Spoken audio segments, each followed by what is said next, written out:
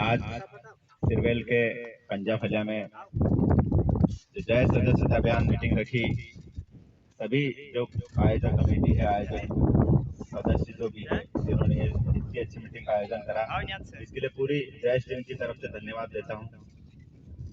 और ज्यादा अच्छे या ज्यादा लंबे भाषण देते आता नहीं हमारा, हम सीधे मुद्दे पे काम करते हैं और हम किसी राजनीतिक पार्टी से कोई हमारा लेना देना नहीं है। हम सीधे आदिवासी समाज की बात करते हैं, क्योंकि आप भी देख रहे हो, एक पार्टी कांग्रेस है, एक पार्टी बीजेपी है, दोनों भोपाल और दिल्ली की पार्टी है और उसमें दोनों दूसरे समाज के लोग, बड़े नेता, बड़े पुडारी बोलते हैं, दूसरे जाते हैं। उनको हमारे आदिवासी समाज से कोई लेना देना नहीं। हमारे समाज में क्या चल रहा है, रोड है कि नहीं है, पानी मिल रहा है कि नहीं मिल रहा है, स्कूल में पढ़ाई हो रही कि नहीं हो रही, खेतों में पानी मिल रहा है कि नहीं मिल रहा, बिजली है कि नहीं है, दवाखाने में इलाज हो रहा है कि नहीं हो रहा, इससे कोई लेना देना नहीं।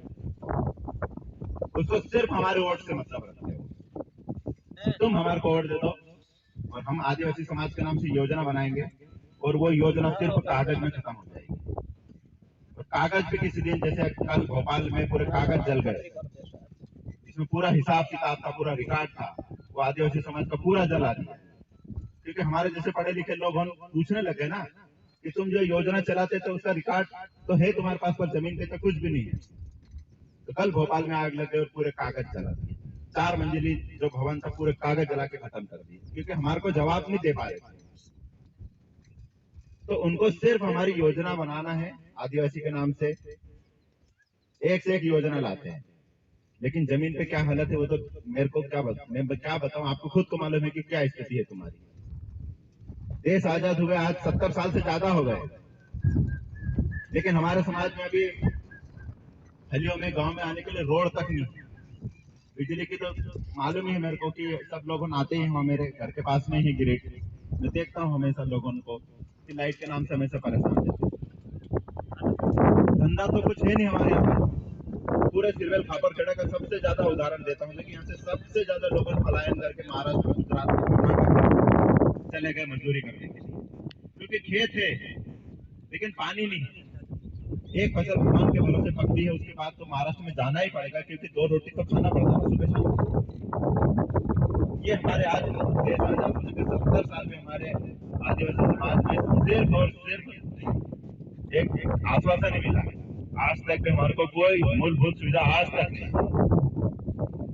आज हमारे जैसे ये कहा जितने भी है हमारे, इन्होंने तो नवाड़ करी होगी तो चलो ठीक है, इनके पास खेती थी तो हमारे को आज बता सकते हैं कि हमारे पास खेत है, पर हम क्या करेंगे और हमारे छोटे बच्चे क्या करेंगे, क्योंकि नवाड़ पे भी तो खत्म हो गई, तो आगे करेंगे क्या।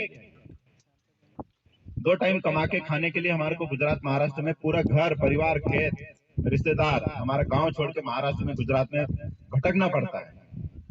और वहां पर भी हमारे साथ में कोई गलत हो जाए, धोखा हो जाए, तो उसकी क्या गारंटी है। ये मकबूल भाई बैठे ले हैं, इनका ही हम एक मामला चल रहा है, पिछले 2 महीने से लगे हुए हैं, पैसे भी खाली, ट्रैक्टर भी रोक रखा, आज तक हम हमारा कोई मदद करने तक कोई तैयार नहीं हो रहा। हम गए, पुलिस में रिपोर्ट लिखा है ना मकबूल भाई।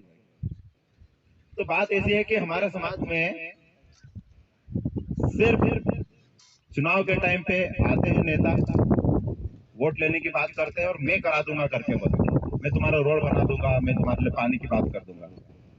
लेकिन हम संगठन के आदमी कभी भी मैं या मोन्टू सोलंकी नहीं करवा सकता। वो झूठ बोलेगा करके मैं अकेला करवा दूंगा। अगर हमारा पूरा समाज एक हो जाए और सब अलग अलग है, अगर मुट्ठी में बन जाए तो हम बड़े से बड़ा काम करवा सकते हैं, और हम वही काम करते हैं। इसीलिए आज हमारे को पूरे क्षेत्र में अगर कोई जाना चाहता है तो इसलिए जानते हैं कि ये कोई सा भी काम आदिवासी समाज के लिए अगर करता है तो अड़ के करता है, और कब करता है, जब मेरी ताकत तुम बनोगे तब। आज हम बोल रहे थे कि बोलो करके, लेकिन बोलना सिखाया नहीं आज तक।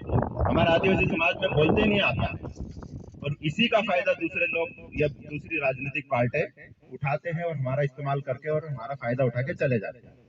हम चुप रहते, डरते, हमारे साथ गलत हो रहा है हम चुप रहेंगे, हमारे स्कूल में मास्टर नहीं आ रहा है, पढ़ाई नहीं हो रही, चुप रहेंगे, खाद बीज गलत मिल रहा है तो भी चुप रहेंगे, हमारी फसल का भाव नहीं मिल रहा है तो भी चुप रहेंगे।